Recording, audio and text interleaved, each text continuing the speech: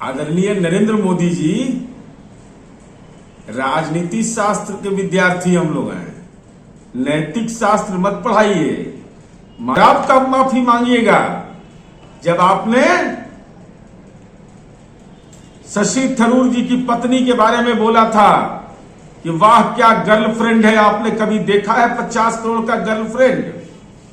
2018 में संसद में आधार पर बयान देते हुए आपने कहा था सभापति जी रेणुका जी को आप मत कुछ कहिए। रामायण सीरियल के बाद ऐसी हंसी सुनने का आज सौभाग्य मिला है। नमस्कार, आप देख रहे हैं 4 PM बिहार और मैं हूं अभिषेक मिश्रा। देखिए, बिहार के मुख्यमंत्री नीतीश कुमार ने एक बयान दिया था विधानसभा में और उनके विधानसभा में दिए गए बयान को लेकर खूब हंगामा हुआ, खूब बवाल हुआ। ये क्या बोल रहे हैं नीतीश कुमार? नीतीश कुमार ने ये क्या कह दिया विधानसभा में? क्या एक मुख्यमंत्री को ऐसा ही कहना चाहिए? क्या एक मुख्यमंत्री को इस तरह का बयान देना चाहिए विधानसभा के अंदर, सदन के अंदर? बढ़ते बढ़ते ये बवाल इतना बढ़ा कि बिहार के मुख्यमंत्री नीतीश कुमार से इस्तीफे की मांग किए जाने लगी। बढ़ते बढ़ते ये बवाल इतना बढ़ा कि बिहार के मुख्यमंत्री नीतीश कुमार को लेकर ये कहा जाने लगा कि उनकी मानसिक स्थिति ठीक नहीं है। बढ़ते बढ़ते ये बवाल इतना बढ़ा कि गिरिराज सिंह और अश्विनी चौबे जैसे बीजेपी के नेताओं ने ये कहना शुरू किया कि नीतीश कुमार अगर इस्तीफा नहीं देते हैं तो उनको बर्खास्त कर दिया जाना चाहिए। अब लेकिन नीतीश कुमार तो नीतीश कुमार हैं।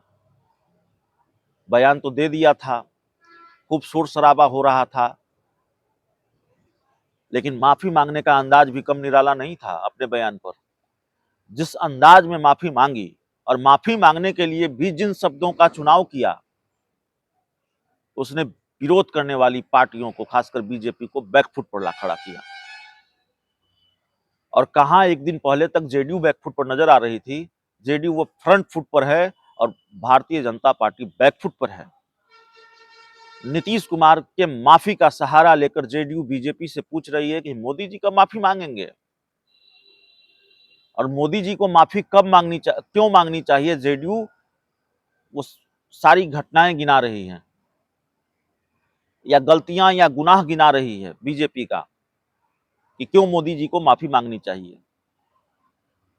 तो विधानसभा में नीतीश कुमार ने कहा कि आप लोग कहते हैं कि शर्म कीजिए मुख्यमंत्री जी।